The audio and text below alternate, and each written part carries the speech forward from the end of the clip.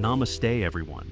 I'm your cPanel guide from the YouStable team. So my friend Rajesh calls me the other day, totally freaking out. He goes, "Bro, all my products on the website are showing 1 rupee. People are actually placing orders." Turns out, he was trying to update the price of just one product in his database, but accidentally changed the price for every product. Yeah.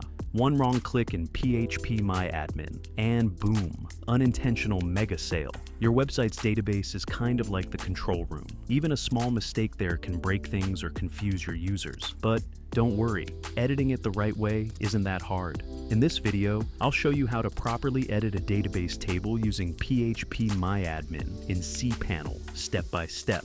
And hey, if you're hosting with YouStable, managing stuff like this gets a lot easier. Their fast servers and clean cPanel interface are perfect for beginners. Let's get started. Log into your cPanel account, and you will be on this page. Go to the Databases section and click the phpMyAdmin. On the left sidebar, there are databases.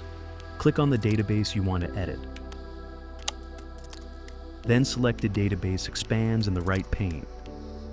Now, click to select the table you want to edit. All the values of the selected table are displayed here. Now click the Edit button of that particular row, which you want to edit. For example, to change the blog name, click this Edit button. To change the blog name, delete and type the new name.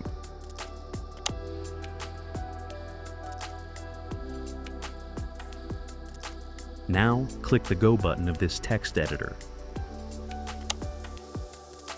Notice that the blog name has been changed. Similarly, you can edit other entries of different tables and databases.